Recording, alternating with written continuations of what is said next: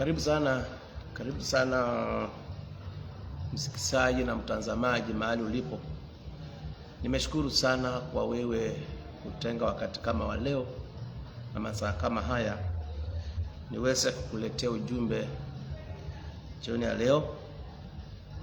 Najua limekuwa siku njema. Bwana amekubariki na amekufungulia milango. Bwana akubariki na akutie nguvu kwa mambo yote ambayo unafanya, na Bwana akuonekanie. Na furaha sana kwa sababu najua kwamba maisha yako itambaki ya kawaida. Nataka nilete ujumbe kwako ambao unaitwa almost there but never there. I want to bring the message entitled how to overcome the spirit of almost there but never there. Wazungu wengine wanaita near success syndrome. Near success syndrome ni ile roho ya kwamba unakaribia kufaulu lakini huwa haufaulu. Unakaa karibu kufaulu sana lakini haufaulu. Hiyo roho ya near success syndrome, na sio roho nzuri, ni roho ya kupigana nayo. Mara ngapi ambao wewe ukiwa hapo unafanya mambo yako, unajaribu kufanya jambo, unaona uko karibu sana kufaulu, na ukiwa karibu sana kufaulu, jambo lingine linatokezea, ile mambo yote ulikuwa unafanya inaambolea patupu. Na mara nyingi unafanya mradi wako, na wakati uko karibu kufaulu unatokezea jambo lingine, ile mradi unakosa kufaulu.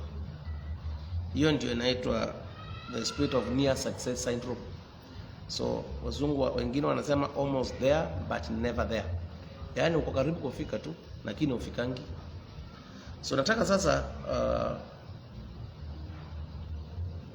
nikukaribisha tena na niseme Bwana kubariki. Baba, katika jina la Yesu nasema ni asante kwa ajili ya ujumbe wa leo. Ukapate kibali machoni pako na kwa watu wote. Wacha kuhudumia mtu kupitia kwa ujumbe huu, na ukambariki, na neema ya Bwana ikafikie na kabadilisha maisha yake, na ukafunje hii roho ya kukaribia kufaulu na kufaulu. Kwa jina la Yesu tunaomba na kuamini. Amen. Karibu sana. Nataka niseme hivi kabla sijaendelea sana. Nataka nifanye introduction kidogo. Almost there but never there describes what we can call near success syndrome. It is a spiritual condition where a person sees the blessings, comes close to breakthrough, labors and struggles, but never enjoys the reward. If I can read again, almost there but never there describes what we call near success syndrome. It is a spiritual condition where a person sees the blessing, comes close to breakthrough, labors, struggles, and never enjoys the reward. You are near success syndrome. This spirit causes discouragement, fear of taking bold steps, repeated failure at the point of success. It is very painful to suffer for something, see it near, yet never enjoy it. Hiyo roho ni mbaya sana. Na kwamba hakuna kitu kibaya kama unafanyia kitu kazi, unajibidiisha na ufurahi. Ni roho mbaya sana. So kwa sababu nataka tu nipeane point mbili, kwa sababu mtu katika mtandao hawezi kuongea vitu vingi sana. Nataka niseme sababu mbili ambazo zinasababisha kukaribia kufaulu na ufaulu, ama kufikia, hata wengine ufikia hizo baraka wanashika na hawezi kuenjoy. Nataka nipeane mfano miwili kwa Biblia, then utakuwa na usiku mwema na Bwana atakubariki katika hali yako na jamii yako. Number one ambayo inaweza kusababisha roho hii ya near success syndrome tunaipata kwenye kitabu cha Mwanzo. Na kabla sijasoma kitabu kwanza naisema sababu yake moja huwa ni laana, a curse. Kama kuna laana inaoperate katika maisha yako, unaweza pata ya kwamba you just labor, but when you are near to succeed, something happens na mambo yote inatibuka. So one cause inaweza kuwa ni laana.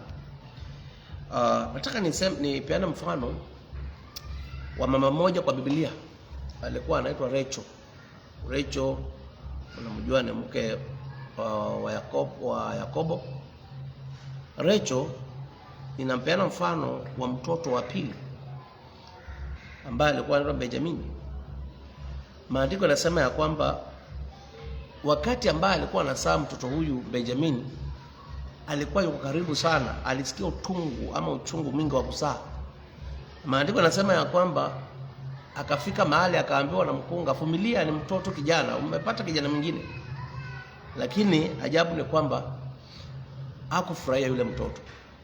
Alizaa na alipozaa akakufa. Ya kwamba baraka amesishika lakini hakufurahia. Rachel came close to enjoying the blessings of her second child, Benjamin, but died during childbirth. She heard the baby cry.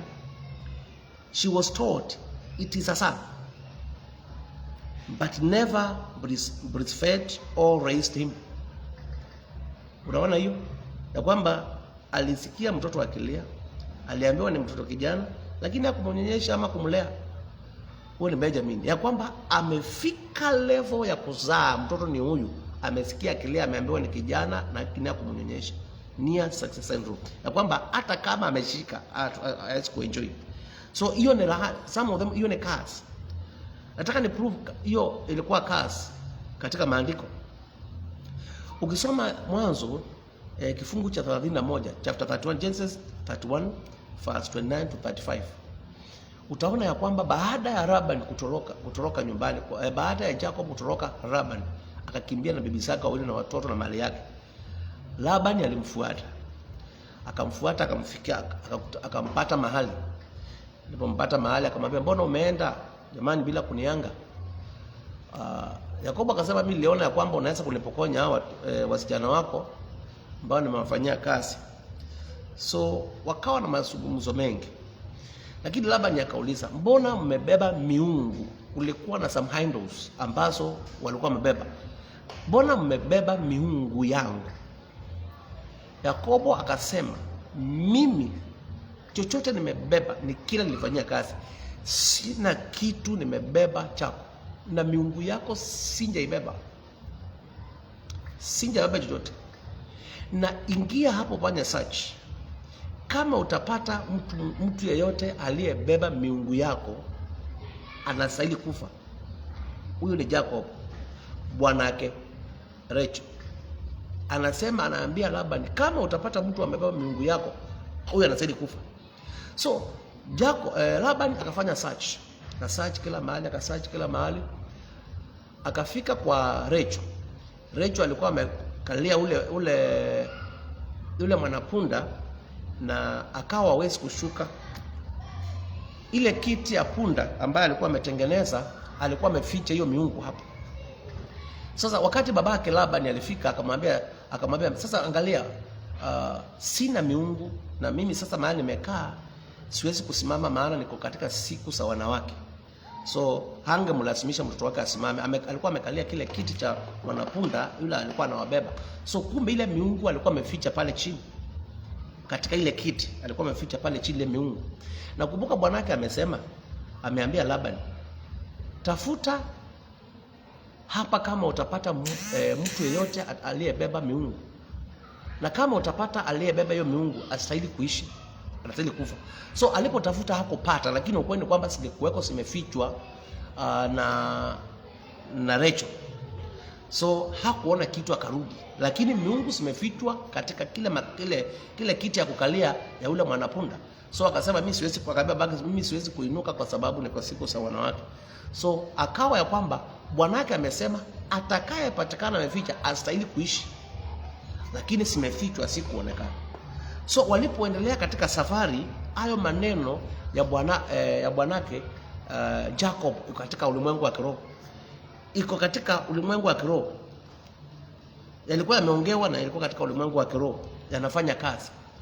Kumbuka alikuwa amezaa mtoto wa kwanza, mtoto Joseph vizuri, alikuwa amezaa Joseph vizuri. Sasa imefika wakati wa kuzaa, kuna baraka zinakuja na kuna laana imeongewa. Kuna maneno mazito yalisemekana, kama kuna mtu aliyeficha hiyo miungu anastahili kufa. So ameficha, haijafaulu kuonekana, lakini kuna maneno yamesema kama utakipata yeyote anastahili kufa. So hayo maneno ilifuata huyu mama wakati anazaa mtoto wa pili, ya kwamba yale maneno ya katika ulimwengu wa kiroho. Then alifanya wakati anazaa akasikia uchungu mwingi, akaambiwa kwamba kasikia katoto kanalia, kaambiwa ni kijana, na akamzaa, lakini hakumnyonyesha. Near success syndrome. Akas, laana katika maisha ya mtu inaweza kumfanya kwamba aweze kutia bidii, mtu aweze kuwa na juhudi zote, mtu aweze kuleba, mtu aweze kustruggle, but he or she will never enjoy the reward. Why? There is a curse operating in spiritual realm ambayo inaongea kinyume na maisha yake. Inaomba katika jina la Yesu, kama kuna maneno ya laana yanayotamkwa juu ya maisha yako, naomba yashindwe kuanzia leo katika jina la Yesu. Yesu Kristo alitundikwa msalabani, akapanda juu ya mti ili abebe laana zetu. Kwa nguvu za Yesu Kristo ambazo alitufunjia laana. Wacha kila laana ambayo iliongewa juu ya maisha yako ifunjike katika jina la Yesu. Nasema ifunjike katika jina la Yesu. Nasema ifunjike katika jina la Yesu. Kwa hivyo dawa ni nani? Dawa ni Yesu. Mtu ambaye anaweza kufunja laana ni Yesu. Na leo nakuambia kwamba aliye na solution ni Yesu. Kwa hivyo kama kuna laana, sinaweza fanya kwamba you can just labor, you can just struggle, you can just do whatever you want to do, but you fail to succeed in whatever you are doing because there is a curse operating in spiritual realm. Ninaomba uweze kutambua, uangalia maisha yako kama kunaweza kuwa na laana inaoperate katika maisha yako, na ukiipata una uwezo wa kusongea kiti cha neema ujasiri wote na ukasimama na hangano ambao Yesu Kristo aliwekwa mtini ili aweze kubeba laana zetu. Nasema itafunjika katika jina la Yesu Kristo. Nasema itafunjika katika jina la Yesu. Utafanya bidii na utakula matunda yako. Hautaona tu baraka, hautakaribia baraka na sikuondokee katika jina la Yesu. Si Bwana kuneemishe ya kwamba bidii zako siweze kuzaa matunda na uweze kula matunda yako. Hii mambo ya kwamba mnapanda miti, wanapanda miti na wengine wanakula. Hata Biblia ilikuwa imesema kwamba hamtapanda miti tena na wengine wakule. Hamtajenga manyumba na wengine wakae. Hiyo ni near success syndrome, ya kwamba kulikuwa na wakati ya kwamba walikuwa wanapanda miti na ikifika mahali pa kusaa washaondoka. Wanajenga manyumba, ikifika mahali pa kubalizwa washaondoka, wengine wanakaa. Near success syndrome. Inaomba hiyo roho isikufuate. Bidii zako, jasho lako uweze kuiona matunda yake. Bidii yako uweze kuiona matunda yake. Maana Yesu ana uwezo wa kufunja laana zote ambazo zinafanya ukaribie baraka zako. Na ukaribia baraka zako unaweza kusiona. Kuanzia leo hiyo laana ifunjike na Bwana akusaidie katika maisha yako katika jina la Yesu Kristo. Nasema ya kwamba spoken words can lead spiritual consequences. Hidden sins can block visible blessings. A curse can cause a person to see the fruit but never enjoy it. A curse can cause a person to see the fruit but never enjoy it. Naomba laana ifujike katika jina la Yesu Kristo na Mungu akusaidie. Alama ya pili ambayo inaweza kufanya ya kwamba kukaribia baraka na ukakosa kuona matunda yake. Karibia baraka na ukakosa kuona matunda yake. Inaitwa sin, dhambi. Sin, dhambi. Ninakupatia maandiko, nakupatia mfano wa mtu mmoja ambaye anaitwa Moses. Kama kuna mtu alifanya kazi kubwa dunia hii, mmoja ni Musa. Musa amelelewa katika ikulu miaka 40. Amekimbia katika jangwa, ametayarishwa miaka 40. Na ametumwa na Mungu akiwa na 80. Anaenda kuongoza wana wa Israeli miaka ingine 40. Hii kwanza number 1. Miaka 40, mnakumbuka story ya Musa vile alichukuliwa na mbindi Farao. Amekaa katika mikono ya sio ya watu wake, ambao sio watu wake. Mnajua kisanga, Mungu ilikuwa ni preparation ya Mungu. Anakimbia jangwani, anaenda kuchunga ng'ombe ama kondoo kwa miaka ingine 40. anaanza kazi ya kukomboa wana wa Israeli, anafanya miujiza yote. Mungu anamtumia. Anafanya miujiza yote, anakomboa wana wa Israeli. Anaanza kuwaongoza. Anakutana bahari. Bahari inafungua njia. Wanaingia jangwani. Watoto wanalalamika, wana wa Israeli wanamlalamikia. Kila step wanamlalamikia. Wakihitaji chakula anawaletea chakula. Wakihitaji chochote anawapatia. Lakini Musa akakosa kufika. Near Success Syndrome. Musa akakosa kufika. Wewe kama wewe, Mungu yani kwa miaka 120 aufiki mahali ulikuwa unaenda. Chochote ambacho ulikuwa unatayarishwa katika miaka hiyo 120 yote, yani ufike katika nchi ya ahadi. Wewe hata wewe ungefikiriaje? Kwa hivyo kuna roho ambayo huwa inafanya na ni dhambi.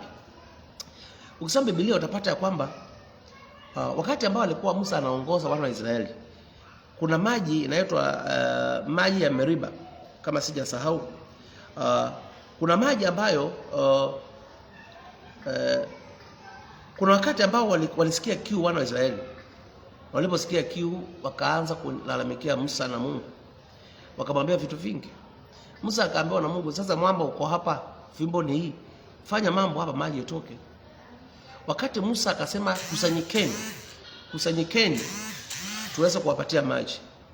Basi maandiko yanasema kwamba akapiga na ule mwamba na akaupiga tena ukatoa maji.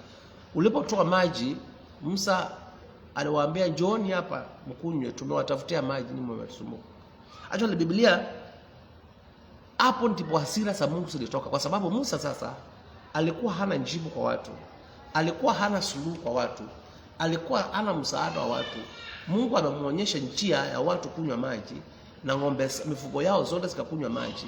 Sasa Musa badala ya kutukusa Mungu na kuonyesha watu Mungu, then Musa akajitukusa yeye kana kwamba yeye ndiye amewaletea maji. So kutoka hapo Mungu akawa amekasirika. So hiyo maji, kutoka kwa hiyo maji ilikuwa ni kisingisio cha Musa awe miaka yake 120 hata fika nchi ya ahadi. Wacha nikwambie kweli, dhambi ni mbaya. Mtu ametayarishwa. Actually wale watu ambao wameishi miaka 120 ni wachache katika ulimwengu wetu, katika maisha ya leo, katika kizazi cha leo. Hata imagine umefanyia kazi, umepata preparation ya 120 years, yani preparation ya 80 years, na kuna huduma miaka 40, na pia kile ambacho ulikuwa unapeleka watu wao ufiki. Hebu fikiria, na hiyo yote ni dhambi. Unaonaje? Unataka kutenda dhambi tena? Dhambi tu. Na alikuwa amefanya mambo mazuri, lakini akatenda dhambi, akajitukusa, akakosa kuonyesha. So naita the sin of pride and the self glorification. The sin of pride and the self glorification iliweza kukosti Musa kukosa kuona nchi, akakosa kuonyesha watu Mungu, akakosa kusanctify. Biblia inasema kwamba he not sanctify the Lord. Lakini mimi naelewa ya kwamba kuna Biblia zinaongea vitu vingi, lakini naelewa kwamba hakutukusa Mungu katika hali hii. So the sin of pride and the self glorification ili cost Musa miaka yote ya leo leba, akakosa, akakaribia. Actually Mungu alimwambia katika kusoma hicho kitabu ambacho nimekusomea cha Mwanzo 31 Genesis hapo mambo 31. Was it Genesis? No, acha nikusomee. Ukisoma kitabu cha Deuteronomy kama sijasahau, Deuteronomy 32 kuanzia 48, utaona ya kwamba vile Musa aliambiwa, panda uone ule mji ulikuwa unaenda, lakini utafika huko. Na akapanda akaona, na hiyo ikawa imeisha, na safari ikaendelea, kuchukuliwa mwingine. Lakini kuna miaka 120 imetumika na maisha yake duniani imeisha, na ile nchi ya ahadi anafanya kuiona kwa mbali, na kuna watu wataingia dhambi. Biblia inasema kabisa mshahara wa dhambi ni mauti, lakini karama ya Mungu ni uzima wa milele kupitia kwa Kristo Yesu Kristo Bwana wetu. Kitabu cha Warumi 6:23. Maana mshahara wa dhambi ni mauti, lakini karama ya Mungu ni uzima wa milele kupitia Kristo Yesu Bwana wetu. Achana dhambi. Hakuna kitu inakugharimu kuachana nayo, kwa sababu pia inaweza kucause a near success syndrome, inaweza kusababisha hiyo roho katika maisha yako. I want to tell you, Moses labored greatly to deliver Israel from Egypt. he fasted, he prayed, he fought in battles, he led the people for 40 years. Yet, he never entered the promised land. So, utaenda kujua hiyo maji ya Meriba. Utaenda kusoma hiyo maandiko, itakuonyesha kuhusu hayo maji ya Meriba, vile ambavyo alisema, alifanya. Hakukosa kufika. Na maisha yake yakawa ni hivyo. Na hiyo yakawa maisha na hakuna kitu kingine. Na Musa ikabaki historia kwamba alikuwa anapeleka wana, na wale wengine waliendelea. Joshua akachukua ushukani na akaongoza wana wa Israeli, wakaendelea na wakaenda wakafika katika nchi ya ahadi. So ninaomba katika jina la Yesu, kuanzia leo uache dhambi. Dhambi sio mwenzako. Dhambi ikuzalia matunda mazuri. Kuwa mtiifu. Don't disobey God. Don't disobey God, na maisha yako yatakuwa mazuri. Shika kile Mungu ambaye amekuambia na Bwana atakusaidia. So the sin of pride and self glorification ili cost Musa kukosa kufika nchi ya ahadi. Ninaomba ya kwamba katika jina la Yesu zingatia mambo mawili. Niko na mambo mengi ya kuongea, lakini nataka hiyo mbili tu inaweza kusaidia. Roho ya kukaribia baraka na kimya ufiki. Namba 1 tumeona laana, namba 2 ni dhambi. Hizo vitu vyote viko na dawa. Hizo vitu vyote viko na dawa. Na dawa sio pastor ama nabii ama mtume ama mwalimu ama mwinjilisti. Dawa ni Yesu. Yesu alikufa msalabani akuondolee dhambi. Kumwamini leo na ukimpokea, anakuondolea dhambi. Pia msalabani kuwekwa katika mti, kwa mti hawezi baba laana, anaweza kuondolea laana. Nataka niombe na wewe, uende ya kwamba umekuwa ukikaribia baraka zako, vitu vinaharibika. Ukiwa karibu tu kufaulu, mambo yanaharibika. Jamii yenu ukiangalia, hiyo ndio hali ya maisha. Uenda kuna laana ama uenda kuna dhambi ya hiyo familia. Wewe unaweza kuwa mwangaza kwa hiyo familia yenu. Unaweza kuwa mwangaza kwa hiyo familia yenu. Nitakuombea kwa jina la Yesu na utakuwa mwangaza. Nitakuombea umpokee Yesu, maana dawa ni Yesu. Ana uwezo wa kuondoa dhambi, ana uwezo wa kuondoa laana. Wacha nikueleza ukweli. Yesu ana uwezo wa mambo yote. Na yeye ni dawa, ndio dawa. Naomba unaposikia injili usifanye moyo wako mgumu, maana wewe unajua maisha yako kwamba umekuwa ukijaribu kila jambo, karibia kufaulu na haribika. Near success syndrome, almost there but never there. Huwezi kuendelea kukaa hivyo milele. Huwezi kuendelea kama pengine umepangiwa kuishi miaka 100. Huwezi kuendelea kukaa hivyo. Yaani unakaa tu kila kitu ukifanya kifaulu. Yaani hii dunia unaondoka bila kitu. Hapana. Lazima ubadilishe maisha yako. Amua leo. Yesu anaweza. Nitakuombea leo. Mahali ulipo, nataka nikuombee ombi uweze kurudia. Ni wewe utakuwa ukiomba tu, nafanya kukuongoza, na Yesu atatawala maisha yako. Na kuanzia leo muishie, atakuondolea dhambi na atakuondolea makali ya dhambi ambayo inakufanya ukaribia kufaulu na ufaulu. Atakuondolea laana ambayo inakufanya ukaribia, ufanye bidii, unashughulika na kile unakaribia na ufaulu. Bwana atakuondolea. Shika Yesu, hautajuta. Nilishika Yesu zaidi ya miaka 25 iliyopita. Nikiwa mgonjwa na nikiwa nasumbuka hapa mtaa huu, na nimemwona Yesu. Yesu hajaniibisha, na amenipatia jina, na amenifanya kuwa mtu, na wewe atakufanya. Hana upendeleo, na yote atakayemwamini. Acha nikuombea haya maombi. Rudia haya maombi nyuma yangu. Sema: Bwana Yesu, ninakupenda. Ninajua ulikufa msalabani na ukazikwa na ukashinda mauti na ukafufuka, ukalipa gharama ya dhambi zangu. Naamini Yesu, kazi yote ilimalizika msalabani. Na kupokea leo, nimekuamini wewe ni Mwokozi maisha yangu, na nimekupokea. Kuanzia leo tawala maisha yangu. Tuma Roho wako Mtakatifu aweze kunitawala, na aweze kuniongoza, na aweze kunitia nguvu. Kuanzia leo nimeamua kutembea na wewe. Kwa jina la Yesu tuomba na kuamini.